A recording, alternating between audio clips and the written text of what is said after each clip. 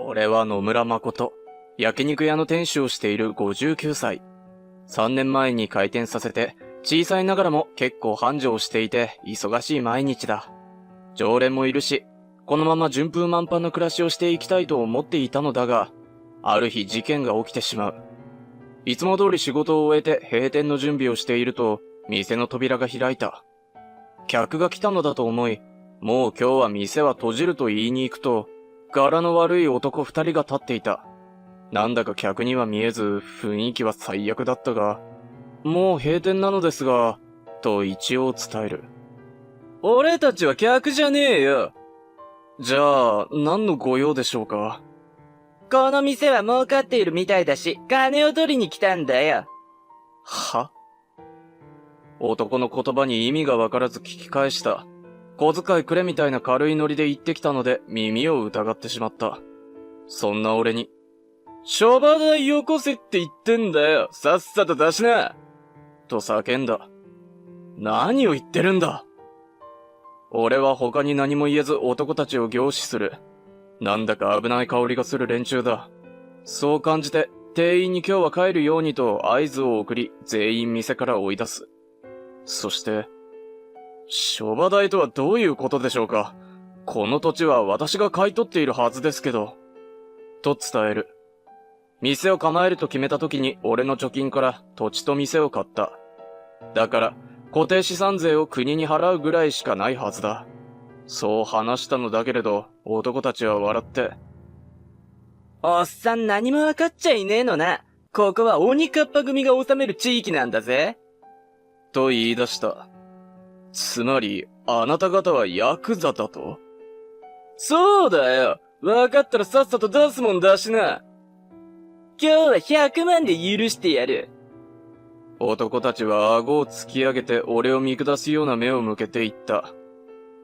口の端をにやりと吊り上げており、俺がすぐに怖がって要求された金額を用意すると思っているのだろう。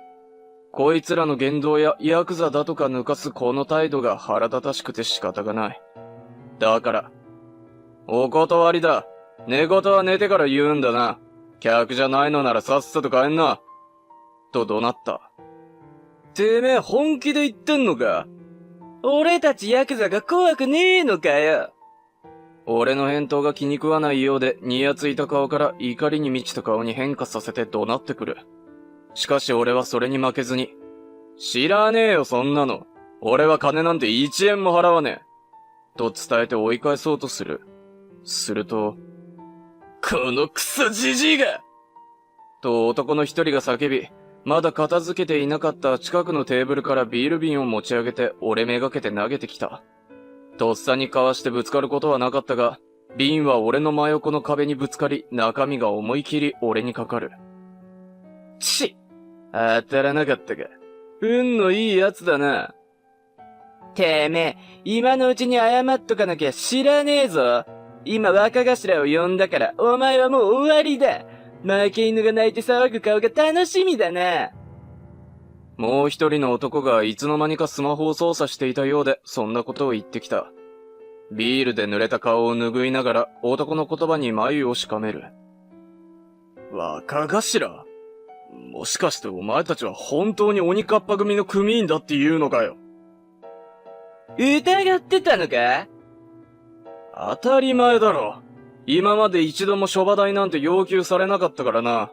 ヤクザを名乗るチンピラかと思うじゃねえか。だから強がってたんだな。若頭は怖えぞ。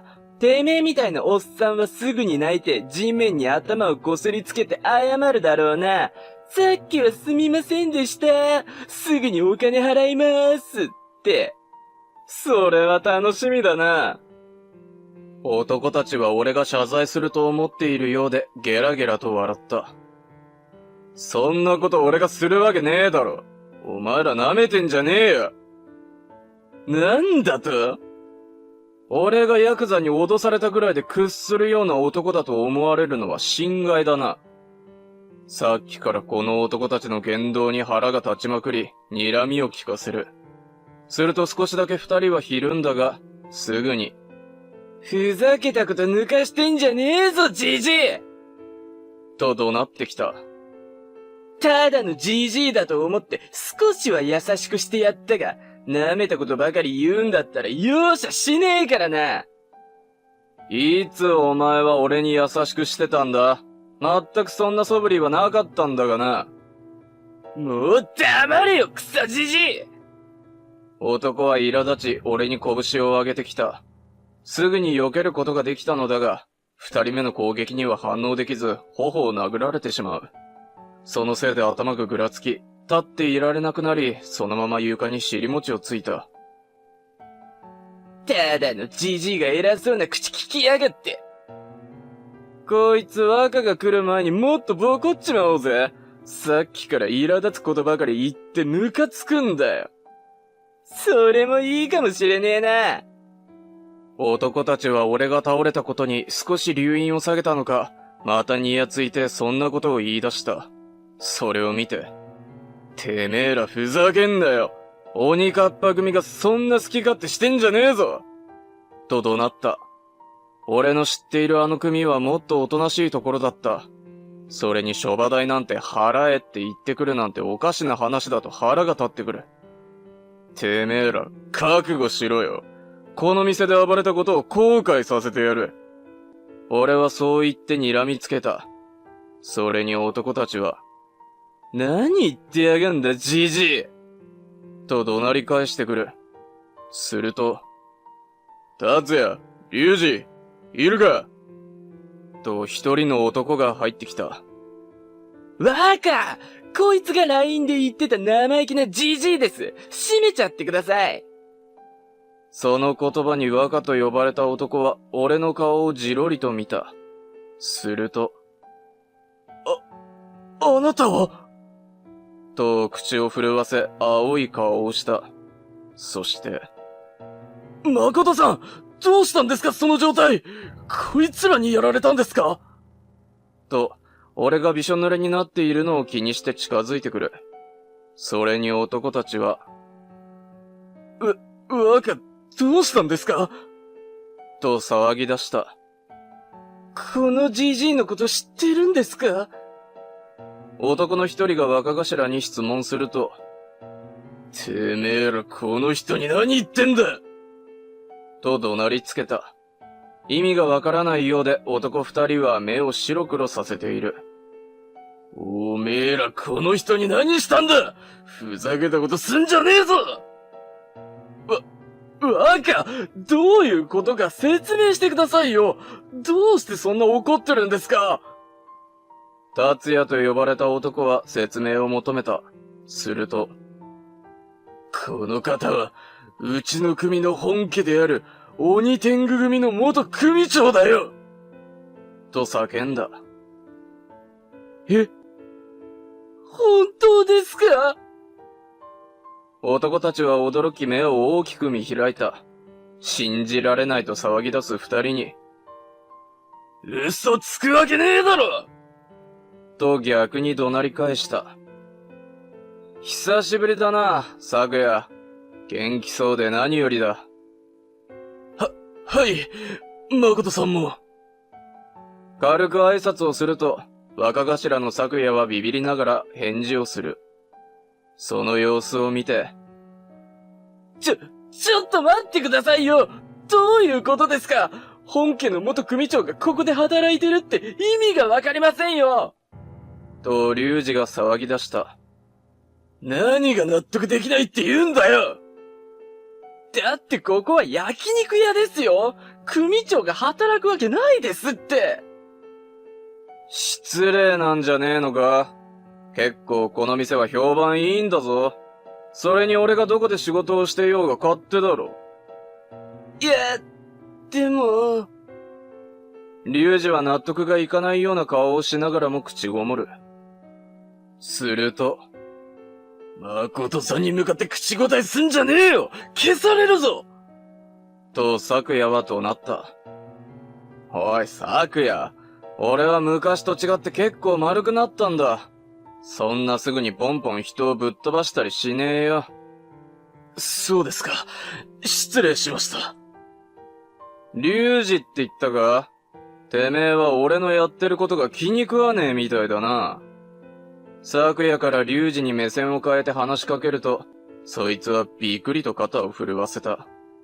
少し冷や汗もかいているようで、昨夜の様子からも俺に逆らったらまずいと分かってくれているようだ。本当に鬼天狗組の組長だったんですか？龍二は少し口を震わせながら聞いた。俺はそれにうなずき、3年前の話だけどな、と答える。組長として10年ぐらいやってきたが、もう年でな。たくさんの子分を従えるのも辛くて仕方がねえ。誠さんを慕っている人はたくさんいましたし、退かれるのはみんな悲しんでいました。こんな老人にいつまでも頼ってるようじゃダメだろ。それだけあなたは周りに影響力のあるいい組長だったということですよ。たくさんの組を吸収し、傘下を増やしていったのは誠さんの力なんですから。昨夜は褒め続ける。こいつは昔から慕ってくれる子分の一人で、俺に頭が上がらないと普段から口にしていた。でも若、この店に呼んだ時は何も言わなかったじゃないですか。本家の元組長の店だってすぐにわかるはずでしょ。達也はもっともな質問をした。このことは組員たちには話さなかったからな。店を構えるということも、どこにいるかも聞いていなかった。本当にひどいですよ。挨拶もできねえし、店を出すってんなら手伝いや開店祝いもしたのに。そんなんされたら客が寄りつかなくなるだろう。怖い奴らが常連ってなったら人が減る。昨夜の言葉に俺はため息をついて答えた。教えなかったのはそれ以外にもある。新しい組長がいるのにいつまで経っても俺を頼るからだ。引退した俺に何でも意見を求めてくる子分たちに嫌気がさしてくるのも当たり前だろ。それは、特に本家の幹部たちは誠さんに心酔しているところがありますからね。俺が消えた方が新しい組長もやりやすいだろう。俺以上に有能だし、組をいい方向に導いてくれるはずだ。本当に悲しんでくれる奴らはいるけれど、これが一番だと今でも思っている。俺のことはこれくらいにして、この男たちのことだ。龍二と達也を睨みつけてそう言うと、びっくりと肩を震わせて青ざめた。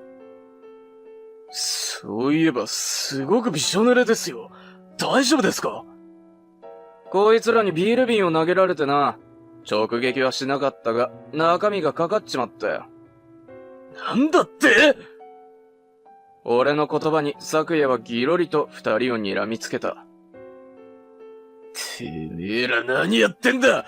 ここに来た時点で何かしでかしたんだとは思っていたが、ふざけたことしやがって！違うんです！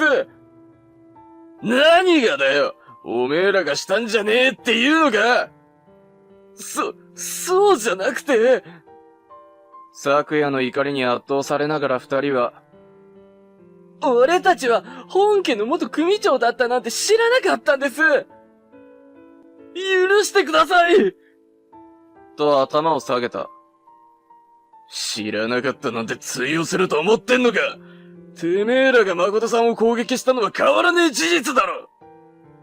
しかし、まだ言い訳する気か！昨夜は大声で怒鳴りつけた。男二人は謝りはするものの、わかっていたら何もしませんでしたよ！と言い続ける。すぐに教えてくれなかった誠さんも悪いと思いませんか？俺たちはすぐに鬼カッパ組だって言ったのに。男たちは言い訳がましく、次は俺にも非があるというようなことを言い出した。さっきまでびくついていたのにいい度胸してんなと思っていると、誠さんが悪いわけあるか！と昨夜はさっきよりも大声で怒鳴った。誰がどう考えたって、お前らにしか非がねえだろ！昨夜の言葉に続いて、てめえらがヤクザだってことを信じられなかったってのもあるが、引退した身なのに本家の組長だったって言わねえだろ。こっちはもう仇として暮らしてんだからよ。と言った。そもそもの話、今の組は一般人に手を挙げてもいいってことになってんのか？俺が組長をしていた時は、傘下にも仇に危害を加えることは禁止にしてたぞ。いえ、今も掟は変わっていません。ああ？ならなんでこいつらは勝手なことをしてんだ？昨夜の話を聞いて、またギロリと睨みつけた。どういうことだよ。それじゃあ、諸場代を請求したってのも、こいつらが勝手にしたことか。何ですか、それは！昨夜はなんでここに来たんだよ。何も聞いてねえのか。俺は組を馬鹿にする舐めた奴がいるから来てほしいって言われただけです。諸場代なんて聞いていません。俺と昨夜が話していると、だんだんと顔色を悪くしていく達也と龍二。てめえら、俺に嘘ついてここに呼んだってことか。ふざけたことやりやがって。すみません。許してください。昨夜に諸場代を請求していたことがバレて、ついに二人は謝った。ガタガタと震えて顔は真っ青だ。組で禁止してることをするとはいい度胸してんじゃねえか。これは本家でもしてはいけない行為だって決まってんだぞ。昨夜は怒鳴り散らし、達也の胸ぐらを掴んだ。そのため、すみませんと何度も謝罪し続ける。てめえらなんで諸場代なんて請求してきた？掟を破るなんて相当のことがあるんだろうな。俺も龍二の胸ぐらを掴んで問いただす。すると、金が欲しかったんです。と白状した。何か大金でも必要な理由でもあったのか？いえ、ただ俺たちは給料が少ないことに不満があって。俺たちは下っ端ですし、そこまで大きな組じゃないから稼ぐ量は少ないんです。だからってしていいわけじゃねえだろうが。言い訳してんじゃねえ。二人の言い分に腹が立ち怒鳴った。ふざけんじゃねえぞ。てめえらヤクザ舐めてんのか。すみません。お前らがしてることを許されるわけねえんだよ。勝手なことばかりすんじゃねえ。でも給料が少なくて。それはみんな同じことだろ。ちゃんと暮らせる分の金は払ってるはずだ。それに、自分の仕事をせずに決まりを破って、他の店にもやってんじゃねえだろうな。ここは鬼カッパ組が治めてる地域とは違うよな。だからここに来た時に言ってたことは嘘だとすぐに分かってたし、最初てめえらがチンピラだと思ってたのもある。わざとバレないように事務所から離れたところを狙ったんだろ。俺たちの尋問に二人は素直にそうだと答えた。仕方がなかったんですよ。金がなくてこっちは何も遊べねえ。だからちゃんと渡してるっつってんだろうが。話聞いてんのか。鬼カッパ組の給料がどれぐらいかは知らねえが、そこまで少ないもんなのか。そんなことはありませんよ。高級品をたくさん買わなかったら余裕で暮らしていけます。ならてめえらが遊べないって言うってことは、ギャンブルにでもつぎ込んでるってことなんじゃねえの？俺がそう聞くと達也たちは黙る。図星のようだ。それを見た昨夜は、自分たちの仕事をしねえで諸場代を請求するなんて、てめえらは組の恥さらしだ。すぐに罰を与えるからな。と怒鳴った。相当頭に来ているのだろう。額に青筋が立っているのが見える。俺だって店で暴れられたことに苛立っているのだから、こいつらを許すつもりは毛頭ない。しかし俺たちの怒りが分かっていないのか。待ってください！俺たちだけが悪いわけじゃないんですよ！とまた言い出した。おめえらまだ言うのか。そろそろその口を閉じた方が賢明だと思うぞ。二人を睨みつけて低い声で伝える。それなのに。確かに組の決まりを破りました。でも俺たちはこの店に本家の元組長がいたなんて知らなかったんです。そのことは多めに見てくれませんか？と言い出す。そもそも若が教えてくれなかったのもひどい話ですし。そうだよな。少しぐらいは聞いててもおかしくないし、俺たちに知らなかったって嘘ついてるんじゃないですか？龍二と達也はそれぞれの言い分を言い出した。俺たちが嘘をついていると思っているようで、自分たちは悪くないところもあると話してくる。てめえらふざけんじゃねえって何度言ったらわかるんだ。俺は思わず怒鳴った。腹が立って仕方がない。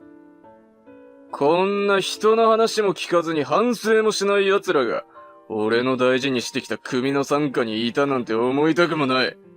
今までで一番苛立ってるかもしれねえな。すみません、誠さん。俺の教育がなっていませんでした。拓也だけのせいじゃねえ。だからてめえを責めるつもりはないが、こいつらは絶対に許すなよ。はい、わかってます。苛立ちを抑えながら昨夜に厳しくそう言うと、深くうなずいた。おめえら、自分が悪くねえとか、俺たちが嘘をついてるとか勘ぐってるようだが、それはまるっきり的外れだ。俺たちは本当のことしか言ってねえ。さっきも言ったが誠さんは誰にも居場所を教えなかった。俺だけじゃなく、他の組員も同じだ。そもそも昨夜が話す前にこの店を攻撃してきたんだろうが、教える以前の問題だ。俺たちが指摘をすると二人は口を閉じて黙る。言い訳を考えているのだろうが、何も思いつかないらしい。そのためさらに、しかも一般人に手を出すなっていう掟はどうなんだ。てめえらは問題行動ばかりしてんぞ。と言ってやる。あなたは本家の元組長でしょ？仇でも何でもないじゃないですか。達也はそう言って抗議した。ああ？俺はもう引退してんだ。ヤクザじゃねえだろ。いや、でも。そもそもの話だ。俺の店に危害を加えただろ。俺が仇じゃねえっつったって、店員は一般人だ。それはどうなんだよ。俺の言葉に達也は、いや、それは、と口ごもる。しかし龍二は、店員には何も危害を加えませんでしたよと言い出した。それは俺がすぐに返したからだろうが。てめえらが来て嫌な予感がしたからな。俺が何も言わなかったらここにいたぞ。そうしたらきっと怪我をしていた人もいたでしょうね。そうなってたらどうしてくれたんだ？全員てめえらのせいで店を辞めてくかもしれねえじゃねえか。慰謝料もちゃんと払ってくれんのかよ。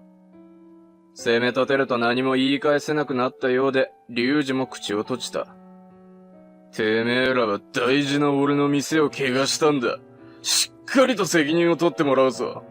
慰謝料と店の修理代、それから治療費だな。全部で1000万ぐらい取ってやるが。ちょっと待ってくださいよ！何ですかその値段は！俺の言葉に二人は驚き目を見開いた。誠さんに迷惑をかけたんだから当たり前だろうが！払えねえって言うのか！金額がおかしいですよ！どうしてそんな法外な値段を！それに修理代って何ですか？店には何もしてないはずですよ！二人は騒ぎ出したが、俺は冷静に壁を指さす。これ、見たらわかるだろ。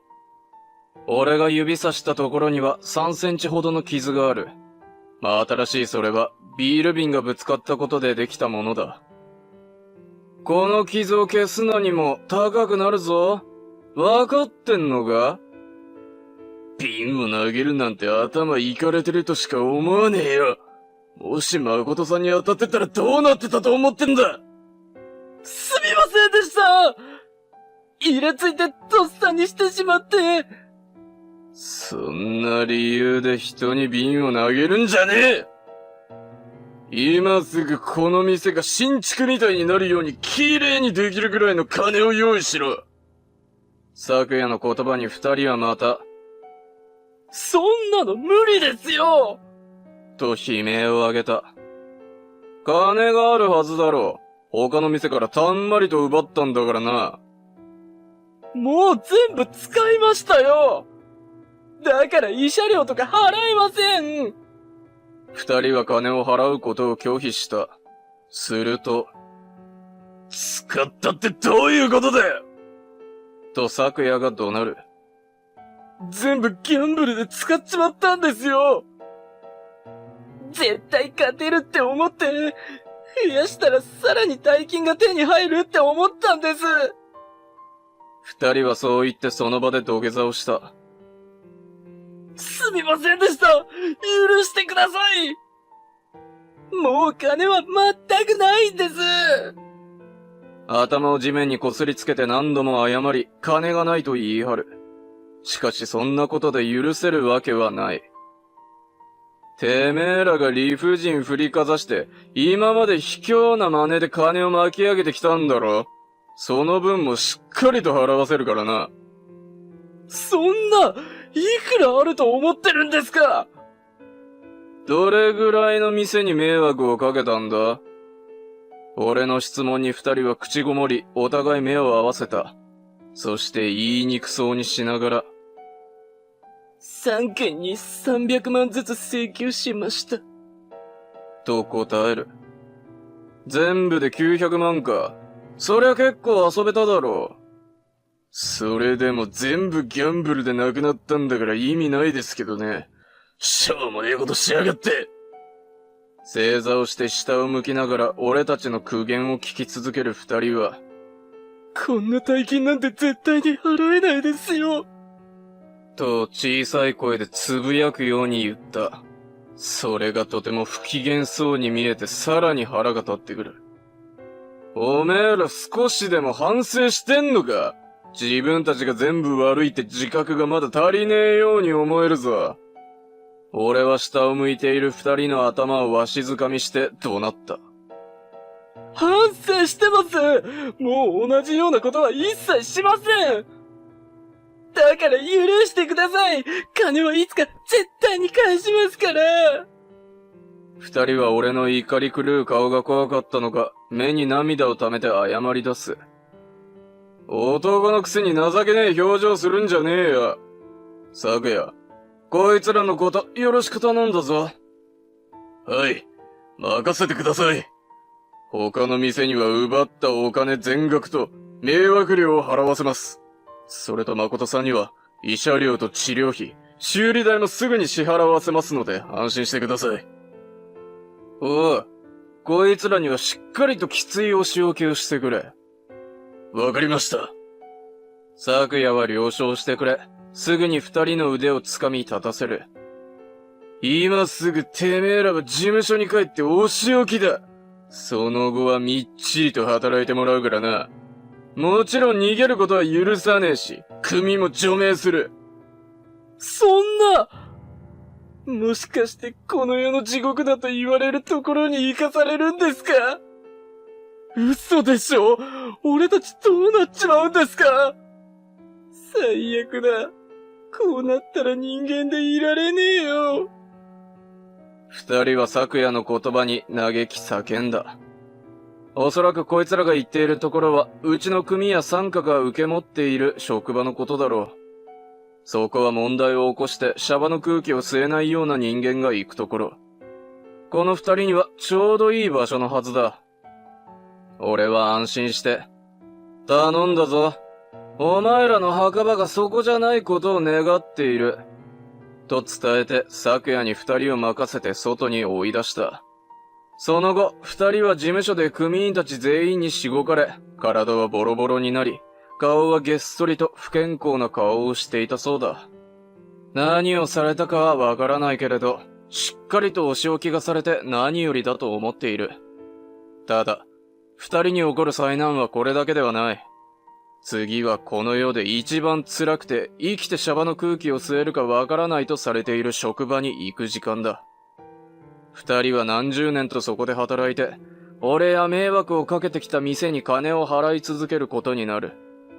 きっと今よりももっとひどい表情をすることになるだろう。体も不健康で辛いだろうが、しっかりと後悔と反省してくるといい。そして俺は殴られた顔のせいでしばらくは人に顔をさらせない状態だったが、1ヶ月も経てば元通りに。翌日は店員に心配されたが、怖がらせては悪いと思い何もなかったと言った。ちなみに昨夜はたまに食いに来るが、他の奴らには秘密にしてくれているようだ。